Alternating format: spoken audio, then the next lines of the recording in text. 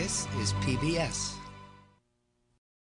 About Your House with Bob Yapp was partially underwritten by the National Trust for Historic Preservation.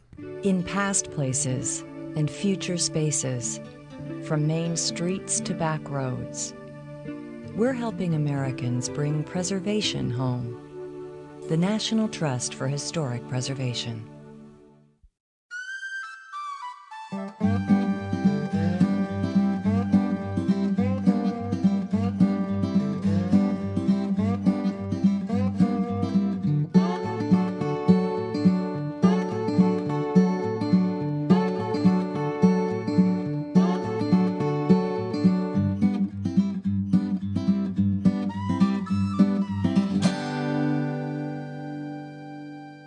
Welcome to the program, and we call it Preservation Doesn't Cost, It Pays. Yeah, it really does pay. And we'll demonstrate that through the entire program. Now, what is preservation? Well, preservation in its very base root is nothing more than what you see right there. That's Phil. He's scraping the paint to do some touch-up. That's a yearly process, paint maintenance on an old house.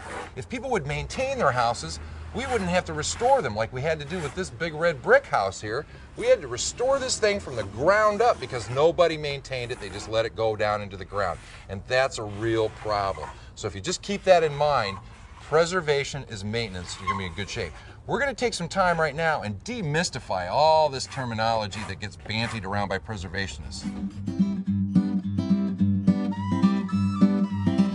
Well, that's a nice ball. I like it. There's lots of kids in this neighborhood, dogs, families that care. It's the Oak Lane Historic District in Davenport, Iowa, and it's a nationally registered historic district. Now that may sound a little bit ominous to you, but there are no regulations when it comes to these types of historic districts, the national type. You can do whatever you want to your house. Now I'm hoping that you'll do the right thing. The neighbors here love their neighborhood, so they've kept the original siding and all the gingerbread and painted their houses up real nicely. It gives them a sense of pride. Just remember that a nationally registered historic district has no controls inside or out unless you take federal money. They're great neighborhoods to live in. Different than historic neighborhoods, you have individual houses that are historic. Now, this is the Wagner house in Rock Island, Illinois, and he was a brewer, very prominent in the community, and the house is architecturally special in my opinion. It's also well known throughout the community as a place that people recognize, and all those things got it on the National Register of Historic Places. That's an individual listing. Now the regulations for being on the National Register are nil. What that means is that unless you get federal money, you can do just about anything you want with this house, and I'm hoping that you'll do the right thing and not mess up the architectural integrity of your house if it's on the National Register, but nobody can stop you. Now this is a plaque for the National Register right here. And below that, we have a plaque for a local landmark, which this is as well. Now, local landmark does have a few regulations. What it means is that if you're going to make a change to the outside only, not the inside, then you have to put your plans together and go to a local group that is sponsored by the city called your Historic Preservation Commission, and they're called other things in different communities. You present your plans to them, they brainstorm with you different ways that you can do it properly, and then they issue the certificate of okie dokiness. It's not called that, it's called the Certificate of Appropriateness. I just like okie dokiness. Once they give you that, then you're ready to go get your building permit and start the work. On the other hand, a local historic district like this sign connotates has the same implication that a local landmark had. It means that you can't do anything major to the outside of your house without getting a certificate of appropriateness like we talked about before. You can do anything inside that you want, so don't worry.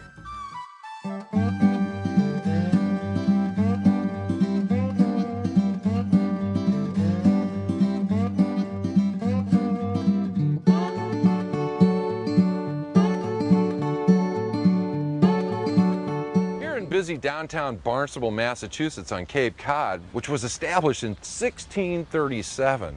There are lots of houses on the National Register of Historic Places. Now this is a list maintained by the National Park Service of people that have applied and gotten onto the register. Now you can get onto the register too if your house is historic by calling your state historic preservation office and getting all the applications that you need. That's really important. It needs to be architecturally significant, or somebody important has lived there, or it's a landmark in your community. Now, for all you property rights advocates out there, don't freak, because just by being on the National Register doesn't mean you can't do what you want with your house. You can. You can tear it down, you can put siding on it if you wanted to. I hope you don't. Now, if you take federal money and you've got a nationally registered house, you won't be able to do those things. Now, what I want to do is show you a nationally registered house out in the Berkshire Hills in western Massachusetts. Now, this is the gorgeous view of the Berkshire Hills in front of Chesterwood, a nationally registered historic property that was built after the turn of the century by Daniel Chester French. Now, Daniel Chester French was a sculptor that did the sculpture inside the Lincoln Memorial. Now, it's not real opulent like a lot of big mansions you see because normal people live in nationally registered houses. Let's go in and see if Paul Ivory, the director's in. Hey, Paul. Hey, Bob. How you doing? Welcome to the residence. Good Hey, to have you Chesterwood. here. What a great property. Beautiful place. French called it 6 months in heaven. I love this hallway. This Great. is really nice. It's part of the Georgian motif that Henry Bacon incorporated into the design. It's very beautiful. Nice. Yeah, it really is.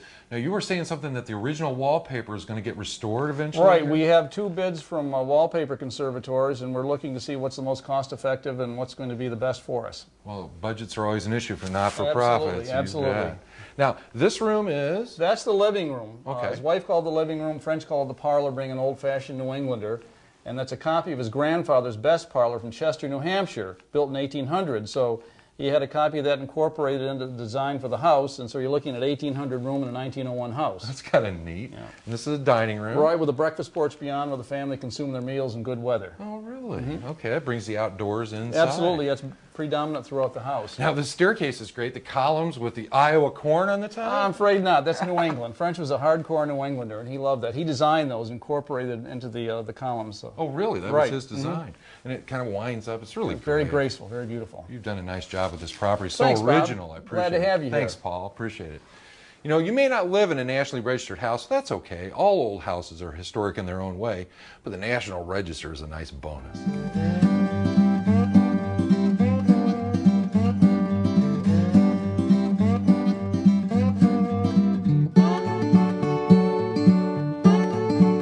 Secretary of the Interior's standards for rehabilitation. My gosh, that sounds like something you have to do after you have a heart surgery. But you know what? It is a guideline. There are 10 standards, and they were developed some years ago to give a guideline to folks renovating and restoring old houses. The book comes from the Secretary of the Interior's offices in Washington, D.C., and you can get it yourself. Now, I don't use cue cards, so I'm going to read right from here, number 1 and number 2, and they're very similar, so listen up. A property shall be used for its historic purpose or placed in a new use that requires minimal change to the defining characteristic of the building and its site and environment. Basically what that means is that if you're going to use the house as a veterinarian clinic and put tons and tons of like dog runs and stuff like that out in front of the house, that's not going to be an appropriate use. A bed and breakfast might be an appropriate use, or a single family or multiple family, as long as you don't mess it up. Number 2 says, the historic character of the property shall be retained and preserved. The removal of historic materials or alteration of features and spaces that characterize the property shall be avoided. That means you take this great big gigantic column and you take it off and you put in a big 6x6, makes it look really ugly, takes away the historic character, or wrap it with aluminum or put vinyl siding on the house. These are the kinds of things that you want to avoid on historic properties. Standard number 3, each property shall be recognized as a physical record of its time, place, and use. Now, changes that create a false sense of historical development, such as adding conjectural features or architectural elements from other buildings, shall not be undertaken. What that means is that if you had a Victorian porch that had all the gingerbread removed, you wouldn't take it off of a salvaged house someplace else and put it on unless you had a photograph that showed exactly what was there. So you'd put something that maybe shadowed what was there originally. On this house, the siding's coming off, this non-original siding, and they started down here. They had a photograph that showed this bell coming off. So they've gone ahead and put the bell back on. That's what this standard means. Standard number 4, and it's an important one that confuses a lot of people. Now here it is. Most properties change over time, and those changes that have acquired historic significance in their own right shall be retained and preserved. Simply put, this house was built in 1872, but in 1903 a car manufacturer named George White bought it and put this revival porch with Tuscan columns on it. Is that significant? Of course it is. The house is landmarked in this guy's name. So we kept this. It's an addition, but it's significant and early. So you have to keep that in mind when you're looking at the stuff that's all over your old house. Number 5, distinctive features, finishes, and construction techniques are examples of craftsmanship that characterize the historic property shall be preserved. Now, here's the balustrade. That's the rail and the spindles. Half these spindles were missing, and we turned new ones to match out of old walnut so it would match in color and texture. Then we discovered that these stairs were red. We couldn't believe it, but we had it tested, and this is the original color of the staircase.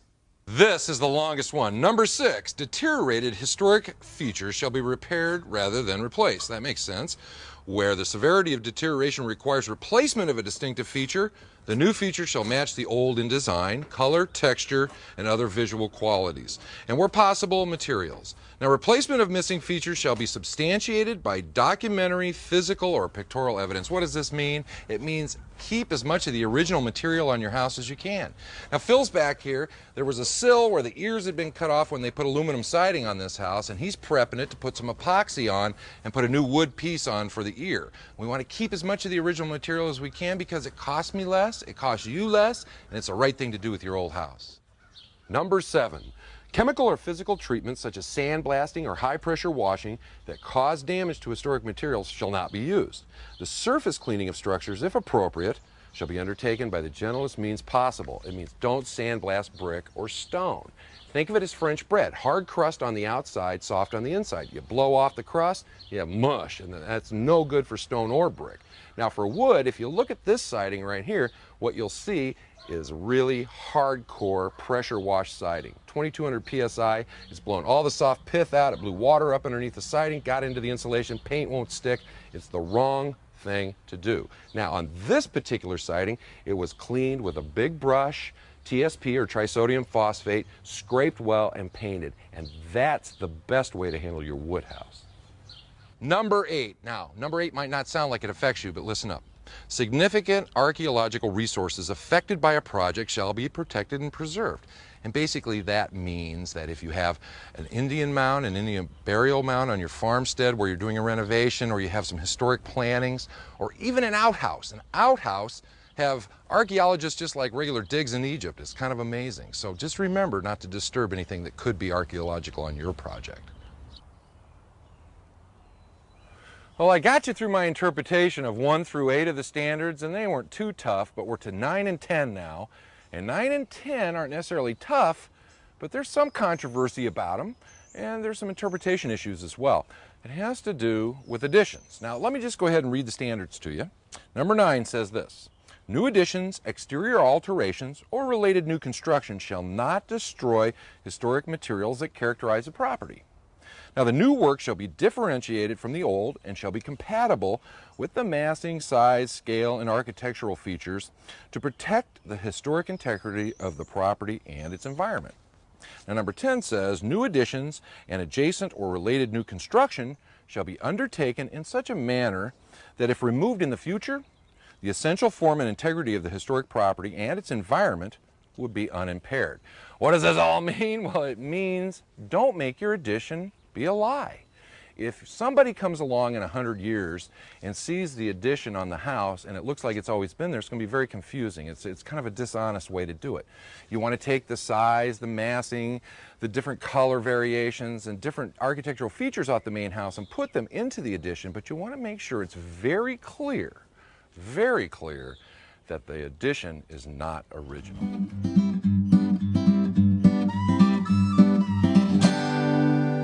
Well, I brought my crew out to Seattle today because I want to demonstrate a couple of things, but I really wanted you to see this great house. Now, this is a Craftsman Bungalow built during the arts and crafts movement in America, 1900 to the late 1920s, when people got sick of all that foo-foo decoration on Victorian houses, gave it a shove out the window, so to speak, and went with a more honest, natural type of architecture. The real story to this house, though, is the national award-winning addition over here, which they just did a great job on. Now, the house and the addition are in a neat setting on the other side of Lake Washington from Seattle called Beaux Arts, and it was established in 1909 as an artist colony. This particular house was built in 1912, and it really is well done. It really looks great. Now, what I want to do is talk to the architect a little bit about how he came up with the design for the addition and all the different elements that make it a really good, sensitive addition to a historic house. Well, I've asked the architect, Bob Hoshaday, to come down. He's with Hoshaday and Williams in Seattle. Hey, good to see you. Good to see you. This is really a nice job. I understand why you guys won a national award for it. Tell me, though, a little bit about how you came up with the concept. I love the way it's separated. Right, we wanted to come up with a form and a design that was sympathetic to the existing house, but the connection to it is real minimal and real quiet. It flows with the original house, but it's separated, and that's really, it goes to that whole concept of not having it be a lie and being honest. I like that a lot. And one of the features that I noticed were right up here, the rafter tails come out and they're logs, and then you've got the log supports here and the headers and everything. And we come over here to the addition, we have the same supports, and then the rafter tails coming out are a little bit different. Tell the viewers why you did that. Well, we didn't want to just mimic the existing round logs for the rafters, and we wanted to use something that was a little more craftsman-like in its detail. So we used those members, gave them a little detail, but exposed them so it does relate to the existing house. Right, it picks up the features from the original house without being exactly the same, and it fits the Secretary of the Interior standards 9 and 10 just like right to a T, so it's no wonder to me that it won the award. It has the vertical quarter logs on the outside, those are neat, and then I also noticed that you've mirrored the what we call divided light windows, multiple pane windows, in the addition as from the original house. That's nice too. It's great. You really did a great job. I'm going to go in and talk to Marnie a little bit about what she likes about the interior. Okay. Thanks, Bob. See you later. Hi, Marnie. How are you? Bob. Good to see you. I was just outside talking to Bob Hoshaday about why he designed this the way he did to make it look so appropriate to the house. But the central question for me is always why put an addition on in the first place? So why? Well, actually, we finished the old part of the house and we realized we didn't have a family room, so we needed somewhere where we could watch TV and the kids could play on the computer, and so that's what drove us to the family room. That makes some sense. More space. That's what we needed. All right. This is Marnie Ross, and she and her husband own the house. And there's some things, though, I have to point out that just blow my mind in this house, and this is one of them right over here. It's this railing. It almost looks like a gate. It's gorgeous. Now, you didn't get this at the lumberyard. No, we didn't. No, Steve Lopes from Port Townsend, he designed this.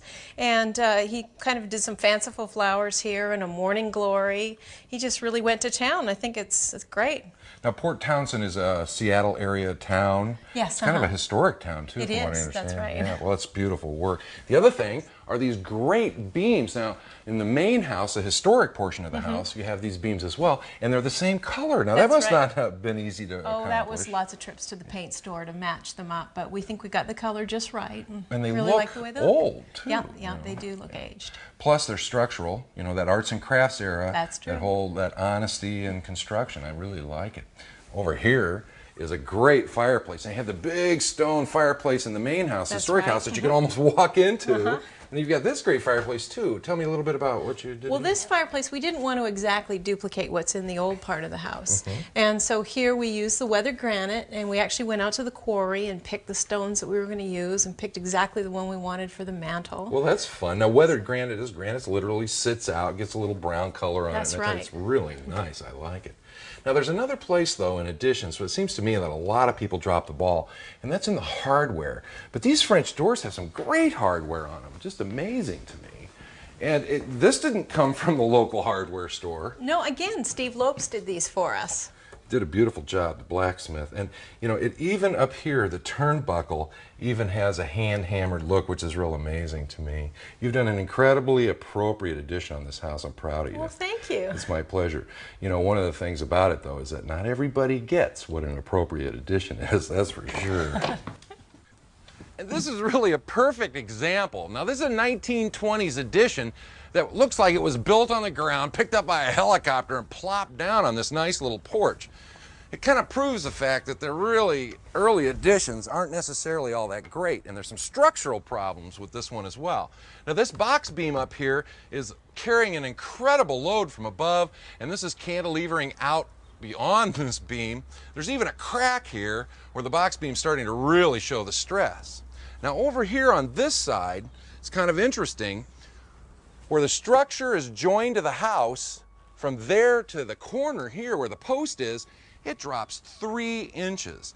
That's a lot of drop, and there's even a big gap inside, about yay wide, an inch wide, so we know that it's starting to come away from the house. This little porch was never designed to carry this load, and it just goes to prove that early additions aren't always appropriate.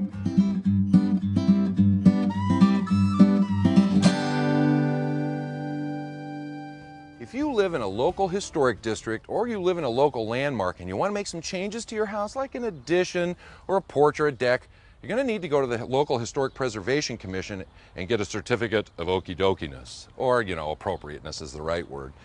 And we've laid this all out, this porch back here on this house that we're doing, to demonstrate to you exactly what's going on. Now you can see from this photograph that the porch was there originally, but in really dilapidated condition, and the deck was all rotted out. We're really fortunate because we have to have evidence for the Preservation Commission, and you can see the tar line of the original hip roof up there, and we even have the half posts still connected to the house where they were when they put this on. So we're kind of fortunate from that standpoint. Plus, we've saved all the original material. Now we even saved a couple of roof rafters, and you can see that they're angled, so we'll know what angle to cut them. And then these box beams, we've saved them, we're going to use them. They sit right on top of the porch and they support the roof. That's important to know. And then down here, we've saved the columns, all 4 of them. We've stripped them. They're all ready to paint and get ready when we put the porch back in the new footings and everything. And then we have the crown molding, which goes up underneath the roof. Save that. And the brackets. Now most of them are in pretty good shape, but look at this one, it's pretty torn up. We're going to save as much of this as we can and put new wood parts on it to get it back to the way it was. Now, applying to the Preservation Commission for this certificate is not that big of a deal. It's a one-page deal, depending on the, you know, how big of a deal it is that you're doing. But I mean, if you're doing an addition, you might have 10 pages in the application. But here we say, all original parts from dilapidated rear porch were saved. See photos. We propose reconstructing this porch in the same footprint as when it was disassembled. And that's basically what it is. And we've also done a drawing to show the porch as it will look when it's done. And then we also have that photograph of it when it was still attached and dilapidated. So we've got great evidence. We submitted this, we got on the agenda, and we're going to go down and discuss it with the Preservation Commission this afternoon. Applicants Bob Yapp and Patricia Berg Yapp propose to rebuild the rear porch of the landmark George Oscar White House. The applicants propose reconstructing the porch in the same footprint as the original. Talked about the fact that there wasn't a lowered ceiling in this porch and that it had exposed rafters. It did. The basic line here is I had to explain what I was doing with the porch in detail. They'll discuss it, and then they'll vote on it. Any further discussion? All in favor, please say aye. Aye. Opposed? Motion passes. Well, my certificate of appropriateness was approved, and I'm not that surprised because I did my homework. I took the time to put the documents together the way they should be, and most of the people on that commission are friends and neighbors in the community I live in, and they're preservationists. So if you do your homework and you get in there and you give a decent presentation, it gets a little dry at times, but it's a good process and very representative of what's going on in the Midwest. Let's take a minute and look and see how they do it on the East Coast. Well, I scoured the East Coast and I decided on Cape Cod because it's so historic.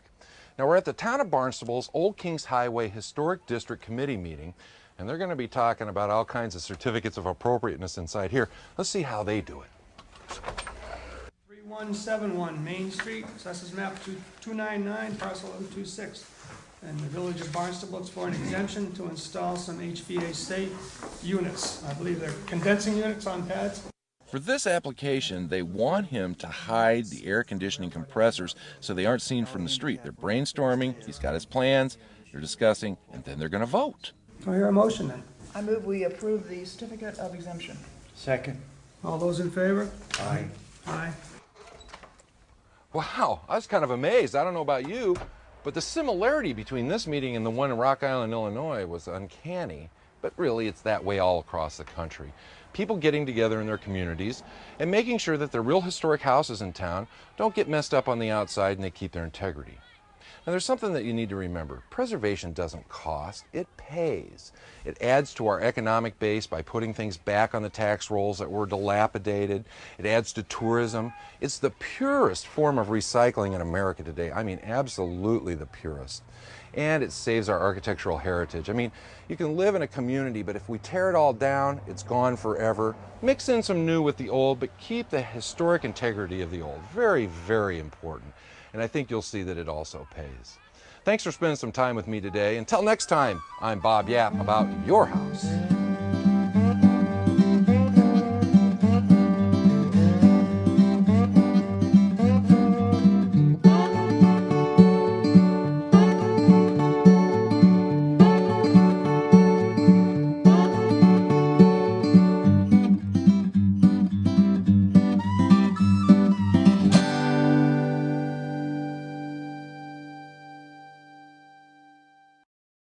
About Your House with Bob Yapp was partially underwritten by the National Trust for Historic Preservation. In past places and future spaces, from main streets to back roads, we're helping Americans bring preservation home. The National Trust for Historic Preservation.